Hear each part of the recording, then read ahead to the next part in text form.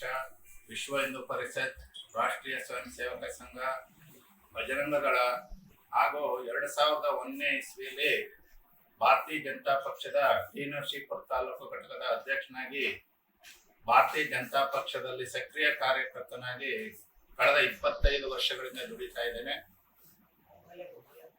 ಇತ್ತೀಚಿನ ತಮಗೆಲ್ಲ ತಿಳಿದಿರೋ ಹಾಗೆ ಭಾರತೀಯ ಜನತಾ ಪಕ್ಷ ಕರ್ನಾಟಕ ರಾಜ್ಯದಲ್ಲಿ ಕಾರ್ಯಕರ್ತರ ಮುಂದೆ ಹಾಗೂ ಜನಗಳ ಮುಂದೆ ಒಂದು ರೀತಿ ಮುಜುಗರ ಆಗೋ ರೀತಿಯಲ್ಲಿ ನಮ್ಮ ರಾಜ್ಯ ನಾಯಕರುಗಳು ವರ್ತಿಸ್ತಾ ಇದ್ದಾರೆ. ಇದು ನಿಷ್ಠಾವಂತ ಕಾರ್ಯಕರ್ತರಾಗಿ ಪಕ್ಷವನ್ನ ದೇಶಕ್ಕಾಗಿ ಬೆಳೆಸ್ಕೊಂಡು ಬಂದಂತ ನನ್ನಂತ ಕಾರ್ಯಕರ್ತರಿಗೆ ಬಹಳ ಇದು ನೋವಿನ ಉಂಟು ಮಾಡುವಂತ ಸಂಗತಿಯಾಗಿದೆ. ಕಳೆದ ಲೋಕಸಭಾ ಚುನಾವಣಾ ಸಂದರ್ಭದಲ್ಲಿ ಜನತಾದಳದೊಂದಿಗೆ ಭಾರತೀಯ ಜನತಾ ಪಕ್ಷ ಮೈತ್ರಿ ಮಾಡ್ಕೋತು. ಅದರ ಜೊತೆ ಮೈತ್ರಿ ಮಾಡ್ಕೊಂಡಾಗ್ಲೇ ಏನು ಕರ್ನಾಟಕ ರಾಜ್ಯದಲ್ಲಿ ಕೆಲವು ನಮ್ಮ ನಾಯಕರುಗಳು ಕುಟುಂಬ ರಾಜಕಾರಣ, ಭ್ರಷ್ಟಾಚಾರದ ವಿರುದ್ಧ ಹೋರಾಟ ಮಾಡ್ತೀವಿ ಅಂತ ಹೇಳಿ ವಿಜಯೇಂದ್ರ ಹಾಗೂ ಯಡಿಯೂರಪ್ಪನವ್ರ ವಿರುದ್ಧ ಹೋರಾಟ ಮಾಡ್ತಾ ಇದ್ದಾರೆ. ಆದ್ರೆ ಯಾವಾಗ ನಾವು JDS ಜೊತೆ ನಾವು ಮೈತ್ರಿ ಮಾಡ್ಕೊಂಡ್ವಿ ಆಗ್ಲೇನೆ ಕುಟುಂಬ ರಾಜಕಾರಣ, ಭ್ರಷ್ಟಾಚಾರ ವಿರೋಧಿ ಅಂತಕ್ಕಂಥದ್ದು ಕರ್ನಾಟಕ ರಾಜ್ಯ ರಾಜಕಾರಣದಲ್ಲಿ ಸತ್ತೋಯ್ತು. ಯಾಕೆಂದ್ರೆ ತಮ್ಗೆಲ್ಲ ಗೊತ್ತಿದೆ, JDS ಭ್ರಷ್ಟಾಚಾರ, ಕುಟುಂಬ ರಾಜಕಾರಣದ ಒಂದು ಪಕ್ಷ ಅನ್ನೋದು ಎಲ್ಲರೂ ಗೊತ್ತಿರೋ ಅಂತದ್ದೇ, ಅದ್ರಲ್ಲೇನು ಮುಚ್ಚುಮರೆ ಇಲ್ಲ. ಇವತ್ತು ದೇಶದ ಹಿತದೃಷ್ಟಿಯಿಂದ ಕರ್ನಾಟಕದಲ್ಲಿ ಅಧಿಕಾರ ಹಿಡಿಬೇಕು ಅಂತ ಹೇಳಿ ದೆಹಲಿ ವರಿಷ್ಠರು ಆ ಪಕ್ಷದ ಜೊತೆ ಮೈತ್ರಿ ಮಾಡ್ಕೊಂಡ್ಮೇಲೆ ಯಡಿಯೂರಪ್ಪನವ್ರ ಭ್ರಷ್ಟಾಚಾರ, ಅವ್ರ ಕುಟುಂಬ ರಾಜಕಾರಣದ ಬಗ್ಗೆ ಮಾತಾಡುವಂಥದ್ದು ಬಿಜೆಪಿಯ ಯಾರಿಗೂ ಒಂದು ನೈತಿಕ ಹಕ್ಕಿಲ್ಲ. ಆದ್ರೂ ಮಾತಾಡ್ತಾ ಇದ್ದಾರೆ. ಇದು ಸಾಧುವಲ್ಲ. ಕಳೆದ ಹಿಂದೆ KJP ಪಕ್ಷ ಕಟ್ಟಿದ್ರು ಯಡಿಯೂರಪ್ಪನವರು, ಪಕ್ಷನು ಹಾಳು ಮಾಡಿದ್ರು, ಅವರು ಅವನತಿ ಹೊಂದಿದ್ರು.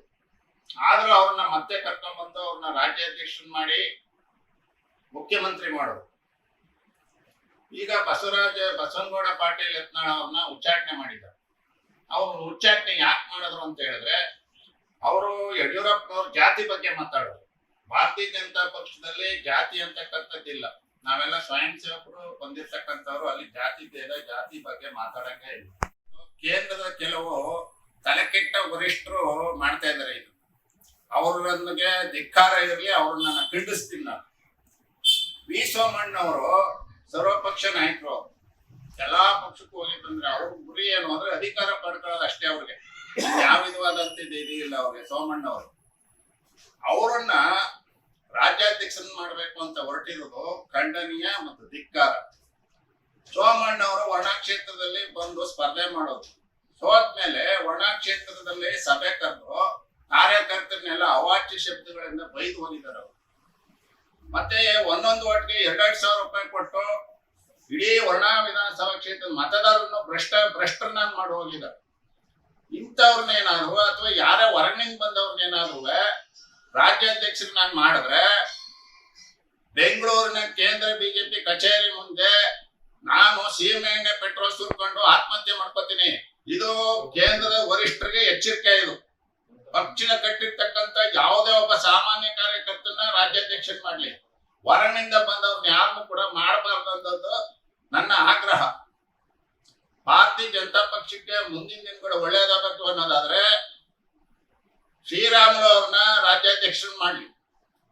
ಮಾಡಿದ್ರೆ ಮತದಾರರ ದೃಷ್ಟಿಯಿಂದ ಭಾರತೀಯ ಜನತಾ ಪಕ್ಷಕ್ಕೆ ಒಳ್ಳೇದಾಗುತ್ತೆ, ಪಕ್ಷನೂ ಅಧಿಕಾರಕ್ಕೆ ಬರುತ್ತೆ.